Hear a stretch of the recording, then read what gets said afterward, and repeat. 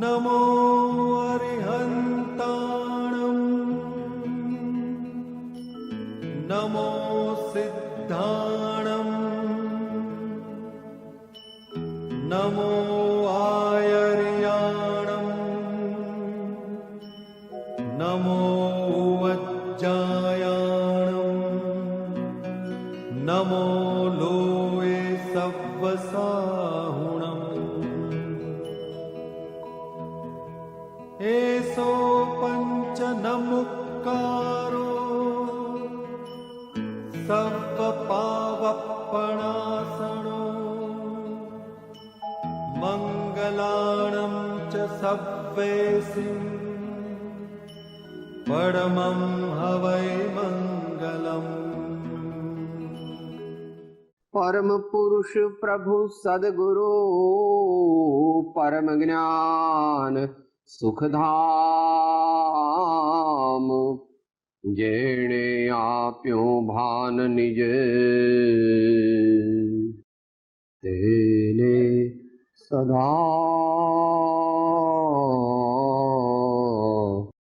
प्रणाम तेने सदा प्रणाम। श्रीमद् રાજચંદ્ર વચનામૃત ઉપદેશ છાયા આંક 7ના આધારે આપણે સ્વાધ્યાય ચિંતન કરી રહ્યા છીએ। તેમાં નાની નાની બાબતોમાં ભેદ પાડીને મનુષ્યો અત્યારે મોક્ષ માર્ગનો જે અમૂલ્ય અવસર એને વેડફી રહ્યા છે એમ કહે છે।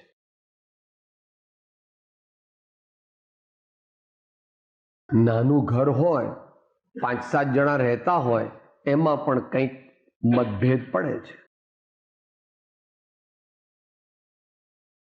તો ધર્મી જીવોમાં પણ કંઈક મતભેદ પડે, પણ એમાં એને લંબાવવો નહીં, એનું સમાધાન કરવું અને એને બાજુએ કરીને જે કોમન વસ્તુ છે, જે આપણા કલ્યાણની વસ્તુ છે, જે પ્રયોજનભૂત છે, જે સર્વસંમત છે, એને જલ્દી જલ્દી ગ્રહણ કરીને આગળ વધવું।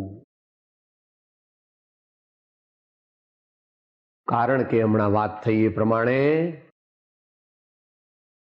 Time is short and art is long, time is short and art is long.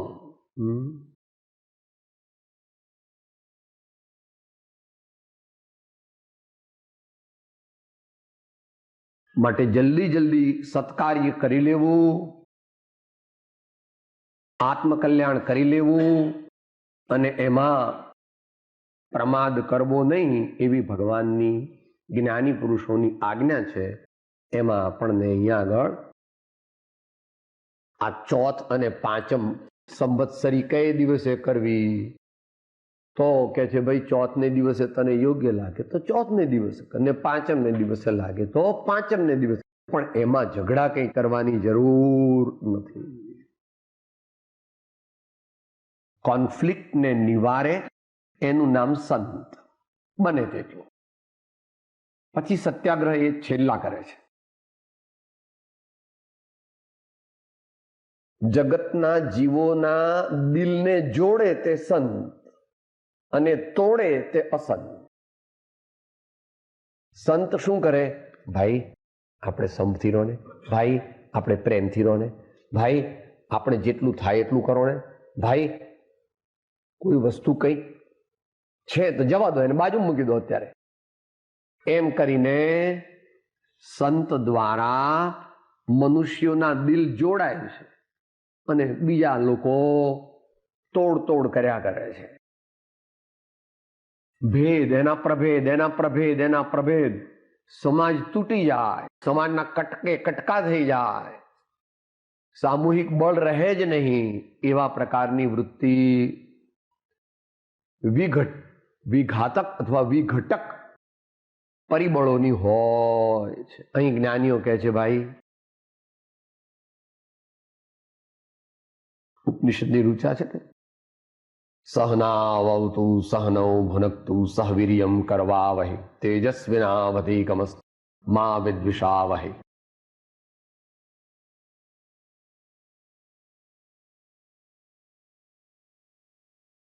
વ્યવહારમાં પણ એમ કહેવાય છે કે સંપત્યા જમ અથવા ઝાઝા હાથ રળિયામણા.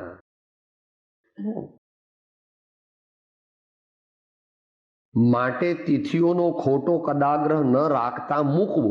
કદાગ્રહ મૂકવા અર્થે તિથિઓ કરી છે, તેને બદલે તે જ દિવસે કદાગ્રહ વધારે છે. કદાગ્રહ એટલે ખોટો આગ્રહ.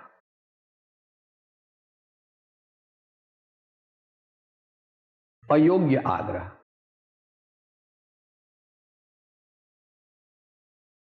હઠાગ્રહ, મતાગ્રહ એવા બધા હોય છે. સત્યાગ્રહ સિવાય બાકીના બધા આગ્રહ છે તે કરવા જેવા નથી. અને વિનોબાજી તો એમ કહે છે કે સત્યાગ્રહ પણ ન કરો. તો કે શું કરવાનું સાહેબ? તો સત્યગ્રાહી બનો. સત્યાગ્રહી નહીં, સત્યગ્રાહી બનો. ખ્યાલ આવી ગયો ને? સત્યાગ્રહી નહીં, પણ સત્યગ્રાહી. કે સાહેબ એવું કેમ? કારણ કે અત્યારે અહીંયા જેટલા મનુષ્યો છે બધાય અલ્પજ્ઞ છે. બધાય અલ્પજ્ઞ છે. શાસ્ત્ર પ્રમાણ છે. આચાર્ય મહારાજે પોતાને અલ્પજ્ઞ કહ્યા છે.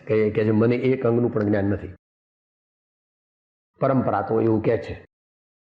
આચાર્ય કે છે મને એમને કરોડો શ્લોકો મોઢે છે, પણ તોય શું કે છે? હું અલ્પજ્ઞ છું, કારણ કે મને એક અંગનું જ્ઞાન. એવા 12 અંગને 14 પૂર્વો ભગવાને જે કહ્યા તે ગણધર દેવોએ એને અંગ અને પૂર્વનું સ્વરૂપ આપ્યું. પણ એ કાળાંતરમાં બુદ્ધિ શક્તિ એટલી રહી નહીં કે જેથી યાદ રહે. એટલે પછી આ શાસ્ત્રો લખવાનો જમાનો આવ્યો. પહેલા શાસ્ત્રો લખાતા નહોતા, ગુરુ શિષ્યની પરંપરાથી મૌખિકપણે રહેતા.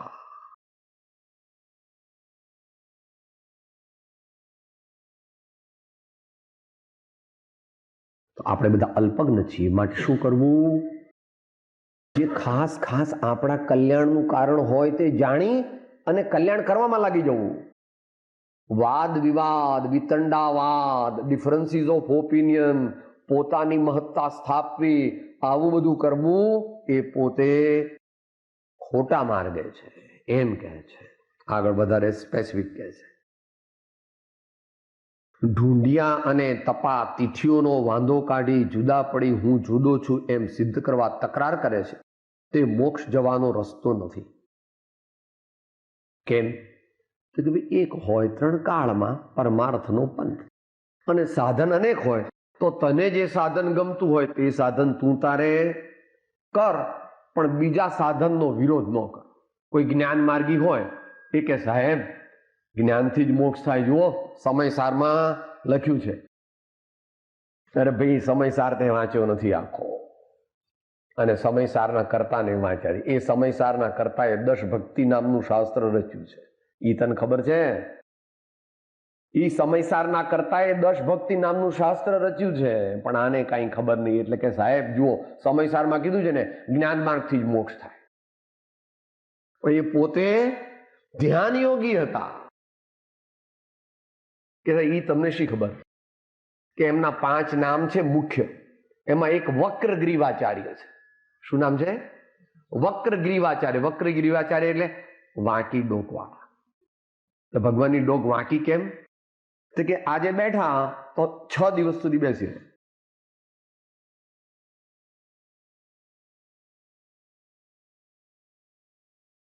આહાર, પાણી, લોંગ કોલ, શોર્ટ કોલ કશું નહીં.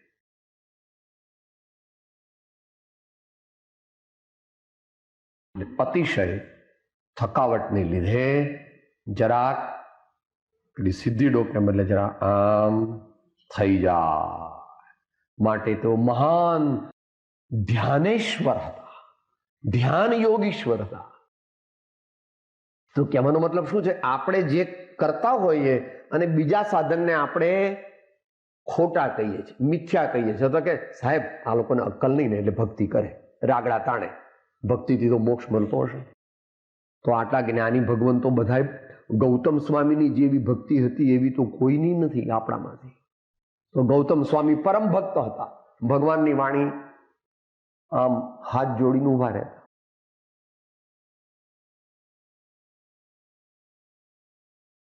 ને ભજીને ભગવંત ભવ અંત લહો એમ કહ્યું છે જ્ઞાનીઓએ. દરેક જ્ઞાની પુરુષોએ પરમાત્માની અને સદગુરુની અપૂર્વ ભક્તિ કરેલી છે. માટે જ્ઞાન માર્ગ તને અનુકૂળ લાગે તો તું જ્ઞાન માર્ગમાં જા. મુખ્ય બીજાનો નિષેધ કર્યા વિના અને બીજાનો સ્વીકાર કર્યા વિના. એટલે બીજાનો સ્વીકાર કરવો જોઈએ, અસ્વીકાર ન કરવો. એ પ્રમાણે કોઈ ધ્યાનની મુખ્યતાથી સાધના કરે ભલે, પણ બેઝિક આત્મતત્વનું પરિજ્ઞાન હોવું જોઈએ. કોઈ કે હું ધ્યાન કરું છું પણ શેનું ધ્યાન કરું છું એ ખબર નથી, તો ધ્યાન થાય. ધ્યાન માટે યોગ્યતા જોઈએ. ધ્યાન માટે જેનું ધ્યાન કરવાનું છે એનું જ્ઞાન જોઈએ. ધ્યાન માટે ચિત્તની એકાગ્રતા જોઈએ. ધ્યાન માટે કશાય મંદ જોઈએ. ધ્યાન માટે પેટ ઓ એમ કરીને ધ્યાન ન કરવા બેસાય. જેનું ભોજન બહુ સારું તેનું ભજન ને ધ્યાન સારા નહીં. કેટલા મીંડા થા મોક્ષ પાહુડ? 63. આહારનો વિજય કરો, નિદ્રાનો વિજય કરો, આસનનો વિજય કરો, અનેકાંતનો આશ્રય લો, આત્માનુભવી સદગુરુ પાસેથી શુદ્ધ આત્માનું સ્વરૂપ જાણો અને તે શુદ્ધ આત્માનું ધ્યાન કરવા માટે મહાન પરાક્રમ કરો. એમ આચાર્ય ભગવાનની આજ્ઞા છે. તો બીજા લોકો જે સાધના કરતા હોય એનો નિષેધ કરવો નહીં, પરંતુ આપણા આત્મીજન હોય તો એમની સાથે વાતચીત થઈ શકે કે ભાઈ તમે આ ભક્તિ કરો ત્યારે બરાબર આમ ચિત્ત લગાવીને કરો છો ને, ભાવપૂર્વક કરો છો ને, અંદરમાં સ્મરણ તમને ભગવાનનું થાય છે ને, ભગવાનનો ગુણો યાદ આવે છે ને, તો ભક્તિનું ફળ મળે. તો આગ્રહ કરવો નહીં. તકરાર કરે છે તે મોક્ષ જવાનો રસ્તો નથી. ઝાડને ભાન વગર કર્મ ભોગવવા પડે છે તો મનુષ્યને શુભાશુભ ક્રિયાનું ફળ કેમ નહીં ભોગવવું પડે? આ વૃક્ષ છે એ એકેન્દ્રીય જીવ છે. હમણાં વાત થઈ.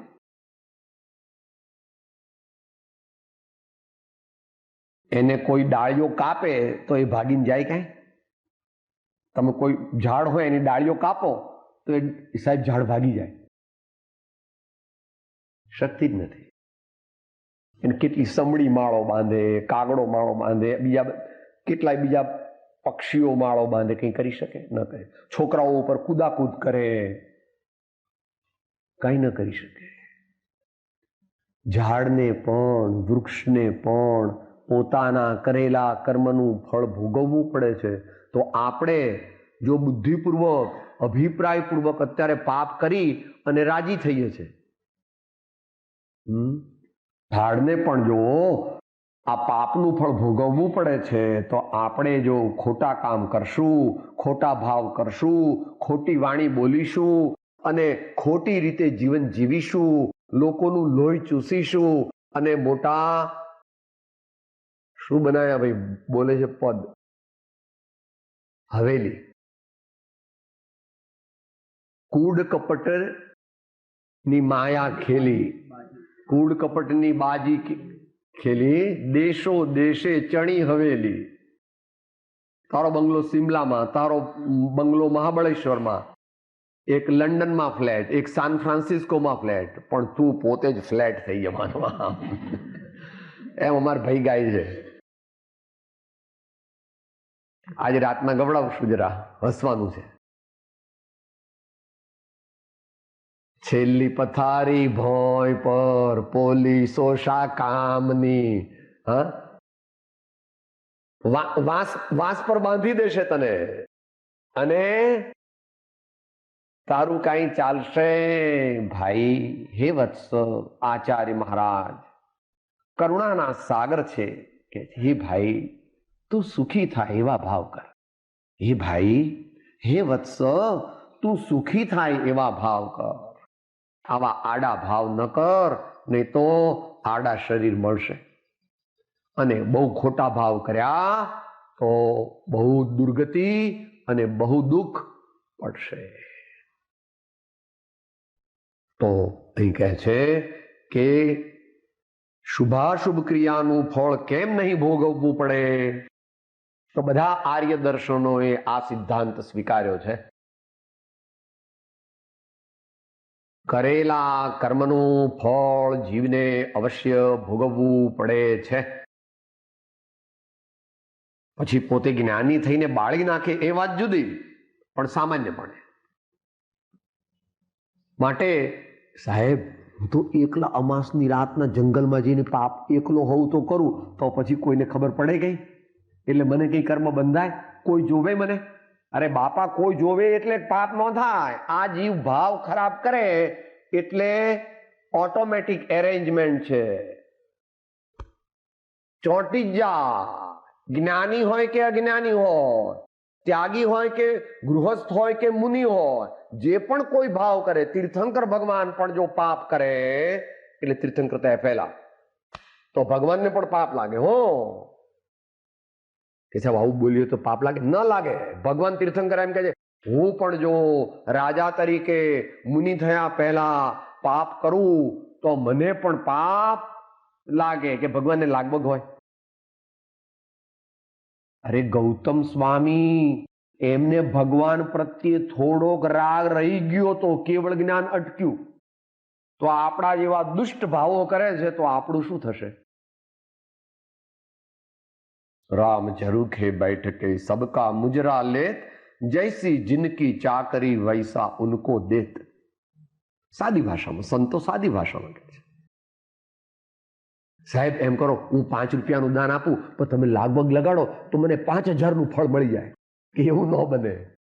સાહેબ હું 5 રૂપિયા દાનમાં આપું છું પણ તમે કંઈક મારા પર એવી કૃપા કરો તો મને 5000નું.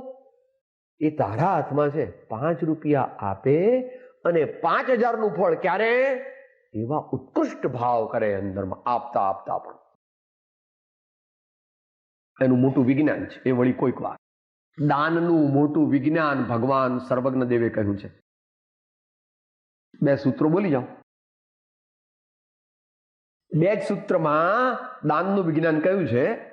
પછી એનો વિસ્તાર પદ્મનંદી પંચવિંશતિ આદિમાં કરેલો છે. અનુગ્રહાર્થમ સ્વસ્ય અતિસર્ગો દાનમ, અનુગ્રહાર્થમ સ્વસ્ય અતિસર્ગો દાનમ, વિધિ દ્રવ્ય દાતૃ પાત્ર વિશેષાત તદ વિશેષ, વિધિ દ્રવ્ય દાતૃ પાત્ર વિશેષાત તદ વિશેષ. 2 સૂત્રની અંદર 2000 સૂત્ર પ્રમાણ કથન ભગવાને કરેલું છે. એટલે એનું નામ જ તત્વાર્થ સૂત્ર છે. એનું નામ શું? તત્વાર્થ સૂત્ર. જેમ યોગ સૂત્ર છે ને, દર્શન યોગ દર્શનના સૂત્રો છે ને, ગાગરમાં સાગર, એવા સૂત્ર પર પછીના આચાર્યોએ સેંકડો શ્લોક પ્રમાણ ટીકાઓ લખી. માટે લાગવગ લાગતી નથી.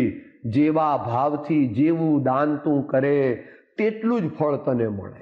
એમાં કોઈની લાગવગ લાગે નહીં. માટે આપણે શુભાશુભ ક્રિયાનું ફળ કેમ નહીં ભોગવવું પડે? જેથી ખરેખરું પાપ લાગે છે તે રોકવાનું પોતાના હાથમાં છે. પોતાથી બને તેવું છે તે રોકતો નથી ને બીજી તિથિ આદિની ને પાપની ભળતી ફિકર કરે જાય છે. આપણે કેવા છીએ એનું વર્ણન છે. આપણે ગામની પટલાઈ કરીએ છીએ અને ઘરમાં અંધારું છે. આપણે આખા ગામની પંચાયતમાં પડીએ છીએ અને આપણા ઘરમાં ઘોર અંધારું છે. Charity begins at home. એવી રીતે કલ્યાણ માર્ગ ઓલ્સો બિગિન્સ એટ હોમ. જે પોતાને સુધારે નહીં તે બીજાને ખરેખર સુધારી શકે નહીં.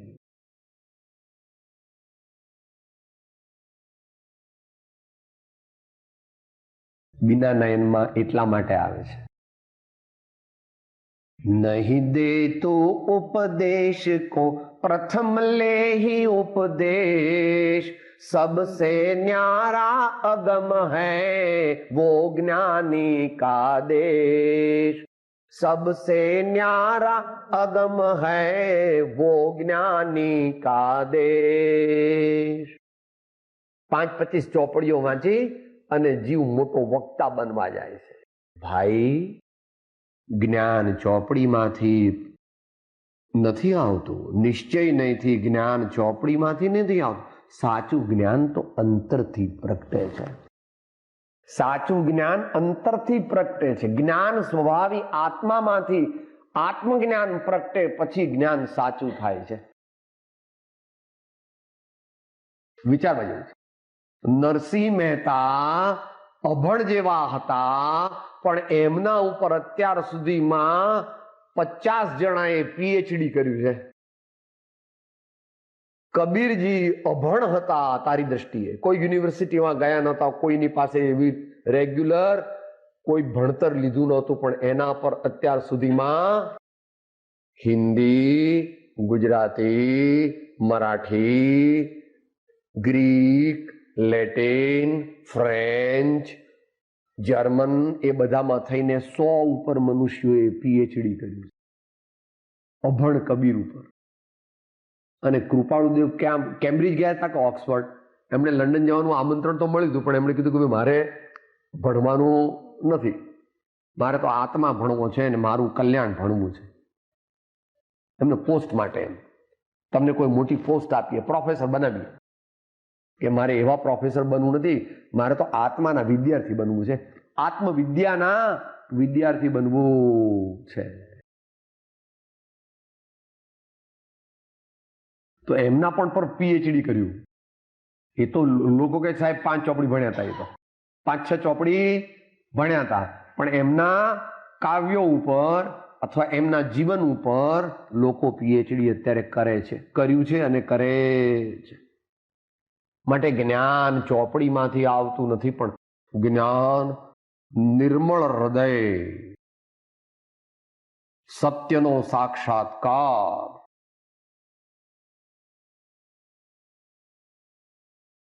સર્વજીવો પ્રત્યે પ્રેમ,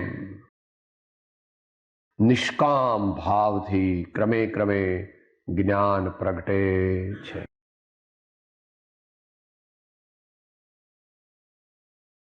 આજે કહેવામાં આવે છે એ ન વાંચવું એવા આશયથી કહેવામાં નથી આવતું, પણ પુસ્તક જ્ઞાનને આત્મજ્ઞાન માની લે એનો નિષેધ. યોગ્ય શાસ્ત્ર વાંચવા, પણ ગુરુની આજ્ઞા પ્રમાણે વાંચવા, એ કહે તે ક્રમથી વાંચવા અને મતાંતર લાવ્યા વિના વાંચવા, એમ કહે છે. કૃપાળુદેવ થોડા સ્વીપિંગ સ્ટેટમેન્ટ્સ કરેલા છે. એક તો આત્મસિદ્ધિમાં જ કર્યું છે, બીજું જ્ઞાન મીમાંસામાં કર્યું છે. અથવા સદગુરુએ કહ્યા જે અવગાહન કાજ, તે નિત્ય વિચારવા કરી મતાંતર. સાહેબ આ અમારા ધર્મનું નથી, અમે ના વાંચીએ. કરી મતાંતર ત્યાજ. અને શાસ્ત્ર કોઈ ખોટા નથી, જીવની દ્રષ્ટિ ખોટી છે એવું જ્ઞાન મીમાંસામાં છે. 4 વેદ પુરાણ આદિ શાસ્ત્ર સૌમિથ્યાત્વના શ્રી નંદી સૂત્રે ભાગ્યા છે ભેદ જ્યાં સિદ્ધાંતના, પણ જ્ઞાનીને તે જ્ઞાન ભાસ્યા એ જ ઠેકાણે ઠરો, જીનવર કહે છે જ્ઞાન તેને સર્વ ભવ્યો સાંભળો. તો સામાન્ય શાસ્ત્રમાંથી પણ જ્ઞાની સત્ય તારવે છે, અને ઉત્તમ શાસ્ત્રોમાંથી પણ અજ્ઞાની આખી જિંદગી વાંચે પણ હતો ત્યાંનો ત્યાં નહીં, ઉલટો નીચે ઉતરે છે.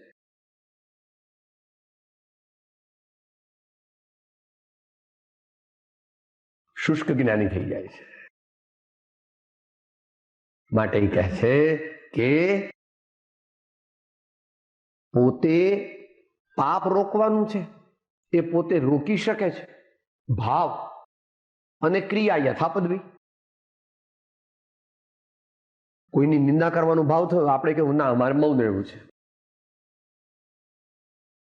કોઈ આપણને જરા અપશબ્દ કયો ને ક્રોધનો ભાવ આવ્યો, આવવાની તૈયારી હતી ને આપણે હું ક્ષમા સ્વરૂપાત્મા છું, હું ક્ષમા સ્વરૂપાત્મા છું, હું ક્ષમા સ્વરૂપાત્મા છું, હું ક્ષમા સ્વરૂપાત્મા છું, તો ક્રોધ પાછો વળી જાય, ઓછો થઈ જાય. આ જીવ જાગે તો કલ્યાણનો માર્ગ પ્રાપ્ત થાય. પણ આ જીવને કલ્યાણ કરવું નથી, પણ હું કલ્યાણ કરું છું એવું સમાજનું સર્ટિફિકેટ જોઈએ છે. તો ભગવાનને ઘેર સમાજનું સર્ટિફિકેટ ચાલતું નથી, અને કર્મબંધ સમાજના સર્ટિફિકેટ પ્રમાણે થતો નથી. આ જબરું છે. અને માટે જગતના સામાન્ય મનુષ્યો સત્ય ધર્મ તરફ વળતા નથી, કારણ કે તેમનું ધ્યાન સમાજ તરફ છે, કે મને મોટી પદવી કોણ આપે છે, એનાથી આગળ પદવી ક્યારે આપે છે, તે એ પદવી તરફ એનું ધ્યાન છે. માટે એ કલ્યાણ માર્ગને પામતો નથી.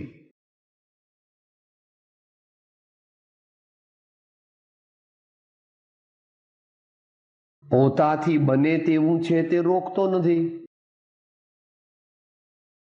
મોટા મોટા પાપ, મોટા મોટા વ્યસન રોકી શકાય છે, આપણી શક્તિ પ્રમાણે રોકી શકાય છે. શરીરથી અને વાણીથી તો રોકીએ, મનથી પણ રોકાય ધીમે ધીમે. ને બીજી તિથિ આદિની ને પાપની ભળતી ફિકર કરે જાય છે. આ તિથિમાં આમ ને આ તિથિમાં આમ, અથવા બીજા એવા કાર્યો કે જેની અંદર પાપ લાગે છે. પાપ લાગે છે એટલે પાપ વધારે લાગે છે. કોઈ કાર્યમાં હંમેશા બેલેન્સ કરવું જોઈએ. કોઈ પણ કાર્ય કરીએ એમાં બેલેન્સ કરવું જોઈએ.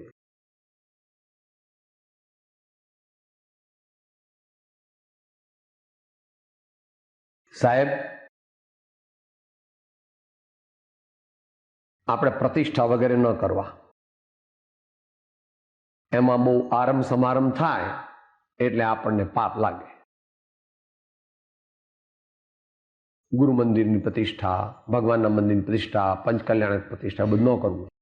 એટલે કે તારા દીકરાનું લગ્ન થાય એમાં, સાહેબ એ તમારા મગજમાં બેસે એવું નથી. મારા દીકરાના લગ્નમાં 7 કરોડનો ખર્ચ. ચાર્ટર્ડ પ્લેનથી લંડનથી લોકો આવે, એમાં પાપ લાગે કે ન લાગે? એમાં આખી રાતના જ ભોજન થાય, ને વેજીટેરિયન નોન વેજીટેરિયન પણ થાય, કારણ કે તારે બધા સંબંધો એવા. એમાં પાપ લાગે કે ન લાગે? સાહેબ પણ હવે એ તો કરવું પડે ને. તો પછી કે મંદિર, ગુરુ મંદિર, પાઠશાળા,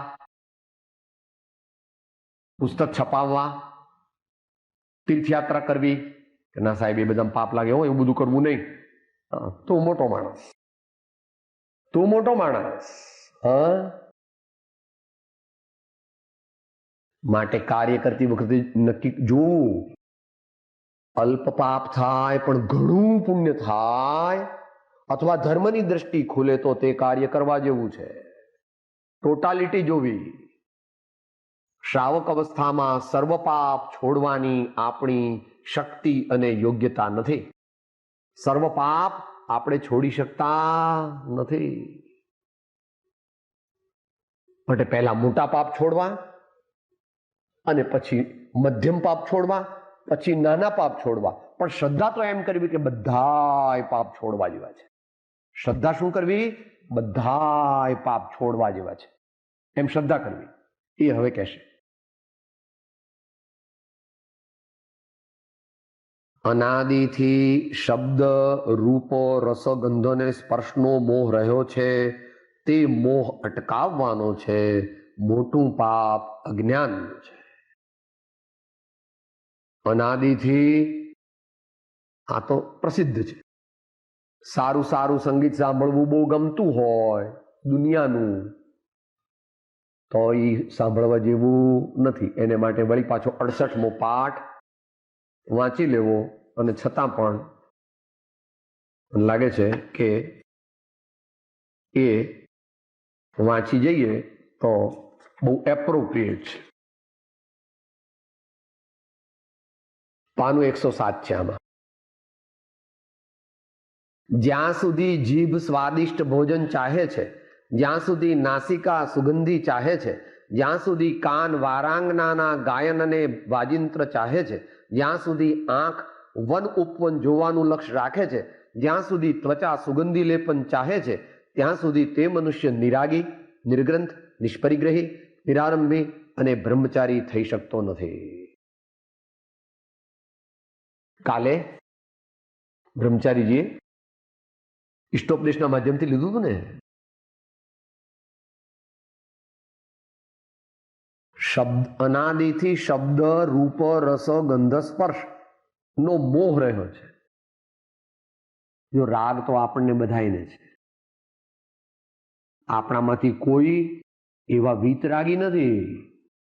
વિતરાગી હોય તો અત્યારે કઈ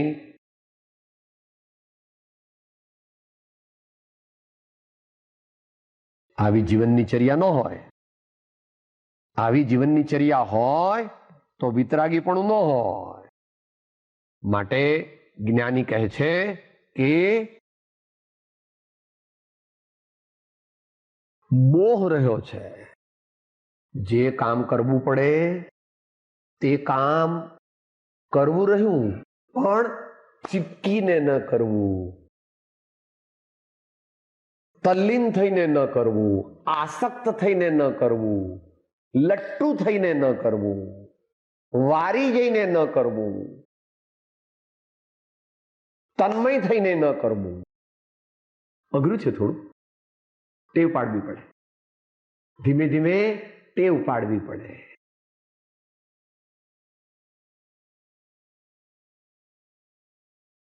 અમૂલ્ય તત્વ વિચારમાં મૂંઝવો શબ્દ વાપર્યો છે.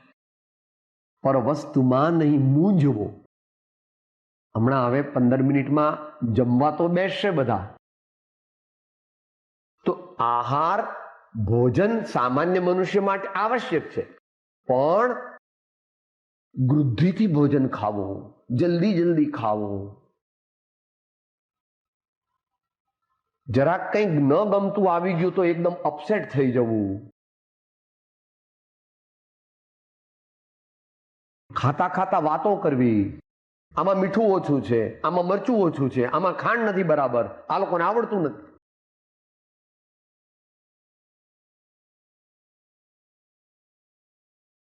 એટલા આહારની વાત નથી. કપડા, બોલવું, ચાલવું, બેસવું, ઉઠવું,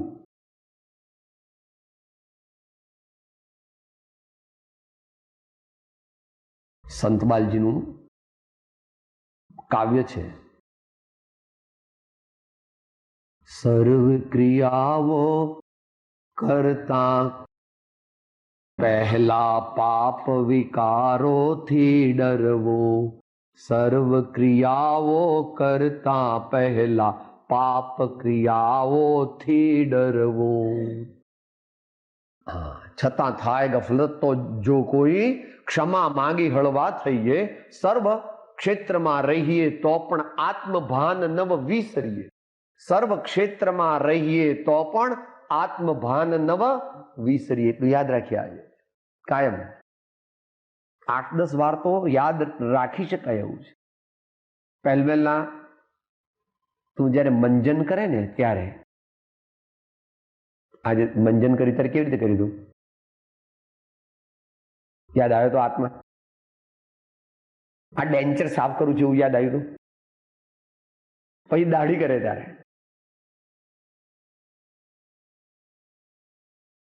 ત્રણ ચાર પાંચ વાર દાઢી. હે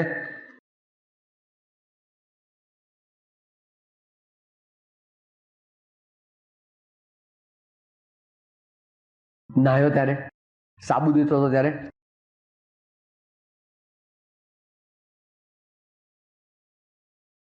क्या कर रहा है, क्या कर रहा है? भूल गया तू कौन है.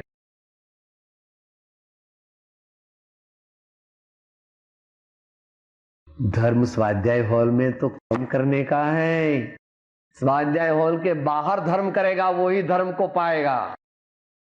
स्वाध्याय हॉल में तो 1 घंटा रहता है, 2 घंटा रहता है, 24 घंटों क्या करता है? ए मारगड़ा जुदा, कबीर कहे ए मारगड़ा जुदा। જગતના સમક્ષ જોઈને જીવો ધર્મ કરે છે, આત્માના ભાવો સમક્ષ જોઈને અને જ્ઞાનીની આજ્ઞાને ખ્યાલમાં રાખીને ધર્મ થાય છે.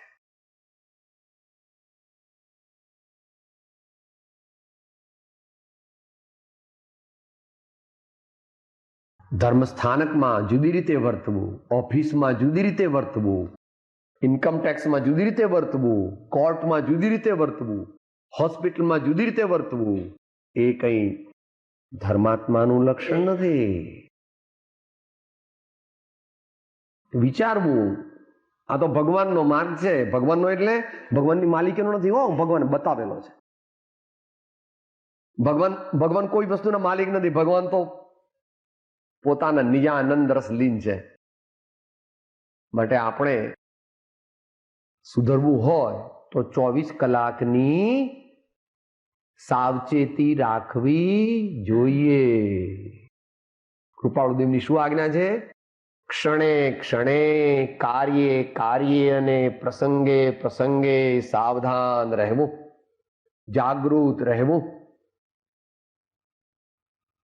માટે એ જ કરવાનું છે. મુખ્ય મોહ અટકાવવાનો છે. અંત મંગળમાં એ ગાથાઓ બોલીએ છે. મોહ અને એની સાથે શબ્દ કૃપાળુદેવે જોડી દીધો છે મોહાસક્તિ. 254 વ્યાખ્યા જે કરી છે, બરાબર ને? મુમુક્ષુની વ્યાખ્યા કરેલી જે છે એમાં 2 શબ્દો જોડી દીધા છે. શું કહે છે?